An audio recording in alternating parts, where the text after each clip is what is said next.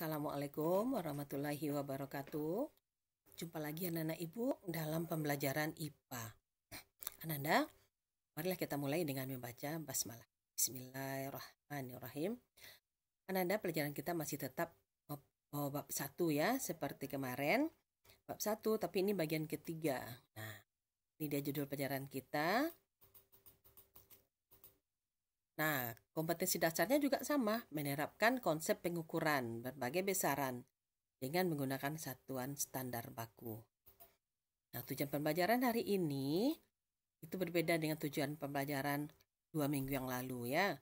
Tujuan pembelajaran hari ini adalah Ananda bisa melakukan pengukuran besaran pokok, massa, dan waktu. Kalau kemarin kita belajar tentang panjang, sekarang kita belajar tentang massa dan waktu.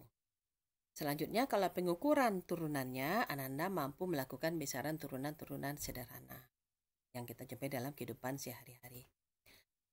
Yang pertama, kita masuk saja mengenai alat ukur besaran pokok massa. Ya, massa dalam kehidupan sehari-hari kita sering sebut dengan berat. Sebenarnya itu salah ya, massa itu adalah berapa zat yang terkandung dalam benda itu. Alatnya adalah timbangan atau neraca. Ini ada macam-macam neraca, ada neraca timbangan digital, timbangan dacin, timbangan gantung, timbangan duduk, dan neraca Uhaus. Ibu yakin Ananda sudah pernah melihat semuanya. Cara kerjanya adalah dengan meletakkan benda di sini. Nah, nanti akan kelihatan berapa massanya. Kalau timbangan dacin juga, masukkan bendanya di sini, nanti ini ada anak timbangan. Ya, ini nanti harus setimbang. Kalau tak setimbang atau seimbang, maka belum benar, ya belum sama massa yang ditimbang dengan anak timbangannya.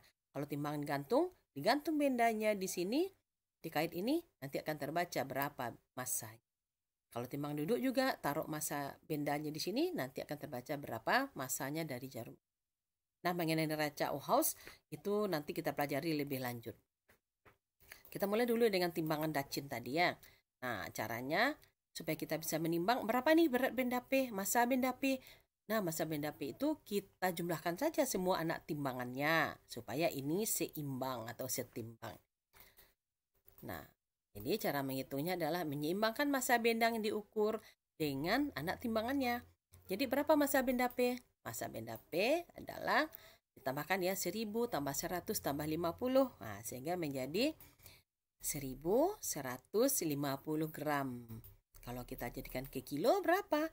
Kita bagi dengan 1000 ya. Jadi 1 gram itu 1/1000 kilogram. Nah, ini jadinya nanti. Selanjutnya kita masuk pada timbangan neraca Uhaus ya. Neraca Uhaus itu punya 3 lengan. Lengan pertama, lengan kedua, lengan ketiga. Nah, berapa massa benda yang taruh di sini nih? Nanti akan ini harus segaris ya, harus seimbang. Nah, kita perbesar ya nak. Kita perbesar nih anak timbangannya tuh. Ada 3 lengan, 1, 2, 3. Ini bisa digeser-geser. Ini digeser-geser. Jadi kalau sudah menempati posisi yang tepat, nah jarum ini atau anak timbangan ini, maka ini akan seimbang.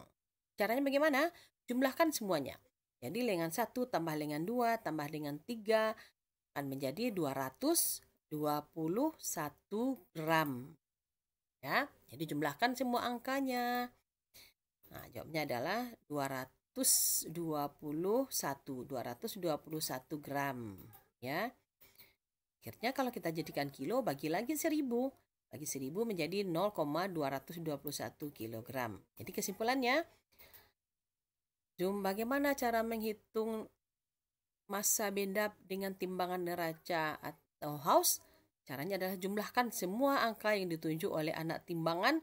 Kalau satuannya kita pakai gram. Kalau jadikan kilogram, kita bagi dengan 1000. Paham nak? Kita lanjut. Nah, ini kita masuk lagi mengenai waktu ya atau time. Nah, bahasa Inggrisnya satuannya adalah detik atau sekon. Nah, jadi 1 detik itu 1/60 menit. Jadi 1 jam sama dengan 60 menit 1 jam. Jadi kalau dari jam 12 berangkat ke jam 1, itu jarum ini akan bergerak 60 kali ya. Ini kalau jarum panjang ini dari 12 kembali ke 12 itu baru 1 menit. Jadi 1 menit adalah 60 detik. Nah, jadi 1 jam berapa? 1 jam 3600 detik. Ini alat-alatnya. Dan ini ada stopwatch, ini jam dinding, ini jam tangan, ini jam pasir. Kita akan menggunakan stopwatch. Jadi kita lihat stopwatch ya. Nah, ini stopwatch. Ini ada soal.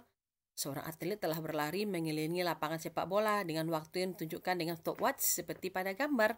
Jadi berapa lama atlet itu berlari? Kita ketahui dulu bahwa di sini ada dua skala. Skala yang di dalam itu menunjukkan menit. Skala yang di luar itu menunjukkan detik. Nah, jadi kalau jarum panjang ini satu kali bergerak itu 1 detik, 1 detik, 1 detik, 1 detik, 1 detik. Ini sampai 5 detik, 10 detik, sampai 60 detik. 60 detik akan ini bergerak akan menjadikan 1 menit. Ya, ini 1 menit. Nah, berapa lama? Dari skala ini kita lihat jarum pendek sudah menunjukkan 30. Berarti ini sama dengan 30 menit. Nah, 30 menit. Terus detiknya berapa? Kita lihat, ini ada angka 5. Nah, 1 garis bergeser. Ini namanya 6. Jadi, 5, 6. 6 detik. Nah, atau kalau dijadikan detik semua bagaimana? 30 menit kita kali dengan 60 detik. Ya, kita tambah 6 detik yang terakhir tadi. 30 kali 60 adalah 1800 detik ditambah 6 detik. Jadi berapa detik semua? 1806 detik atau 1806 sekon. Nah, nanti kita akan lihat latihan soalnya. Kita masuk lagi dalam pengukuran menghitung besaran turunan. Yang pertama adalah luas. Kita tahu untuk mengukur luas itu adalah panjang kali lebar. Nah, seperti ini, panjang kali lebar. Atau kalau dia segi 4 sama sisi akan menjadi sisi kali sisi. Nah, bagaimana jika luas yang diukur itu tak beraturan? Seperti ini, tak beraturan. Bagaimana caranya? Kita buat dulu kotak-kotak kecil di gambar tersebut, ya, di luas benda tersebut. Kita anggap aja ini segi 4 ini adalah 1 cm, 1 cm. Berarti ini 1 cm bujur sangkar.